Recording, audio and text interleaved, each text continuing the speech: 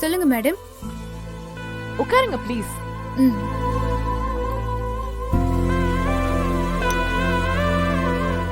ஓலம் பத்தி கேட்பாங்களோ? என்ன யோசிக்கிறீங்க? அதெல்லாம் ஒண்ணும் இல்ல. அப்புறம் ஜனனி, மலேசியா லைஃப் ஸ்டைல் வேற, இந்த கிராமத்து லைஃப் ஸ்டைல் வேற, எப்படி சமாளிக்கிறீங்க? கொஞ்சம் கஷ்டம்தான். சிவாக்காக அட்ஜஸ்ட் பண்ணிப்பேன். Very good. சிவா மேல அவ்வளோ லவ்வா? சரி, சிவாக்கு என்னெல்லாம் பிடிக்கும்? ஐ மீன், என்ன மாதிரி ஃபுட்லாம் விரும்பி சாப்பிடுவாரு?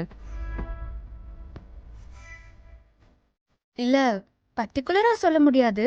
ஓ, அப்போ ஜூஸ் ஏதாவது குடிப்பாரா?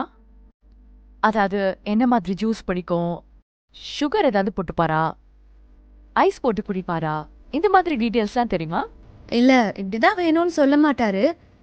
குடுத்தா குடிப்பாரு. ஆமா, சிவாவுக்கு ஜூஸ் துளசி குடுக்குறாங்களே, தப்பில்லையா? இல்ல, நான் லேட்டா தான் தூங்குவேன். எழுந்திருக்கிறதுக்கு லேட் ஆகும். அதனால துளசி குடுப்பா. உங்களால மாத்திக்க முடியலையா? எதுக்கு மாத்திக்கணும்? வேலை செய்யதான் ஆள் இருக்காங்கல்ல. யார் கொடுத்தா என்ன? ஜூஸ் கொடுத்தா போதும். ஓ, சரி, நீங்க கூப்பிட்டதா துளசி சொன்னா எதுக்கு கூப்பிட்டீங்க?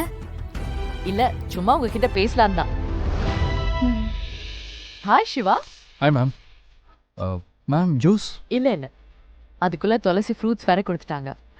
உங்க அம்மாவோட சூப்பரான காஃபியும் சாப்பிட்டேன். ஓ ஓகே. அம்மாவோட காஃபி ஆக்சுவலி சூப்பராக இருக்குமே. ஆமா, என்னோட அம்மா காஃபி மாதிரியே இருந்தது. So sweet. அம்மா காஃபியும் துளசியோட காஃபியும் கிட்டத்தட்ட ஒரே மாதிரி தான் இருக்கும். இல்ல, ஆண்டி காஃபி நல்லா இருக்கும். துளசி காஃபி சுமார் தான். Okay ma'am. Ma'am excuse me. ஆ. ஜனனி ஒரு நிமிஷம் வாங்க. சரி, அது மேம்.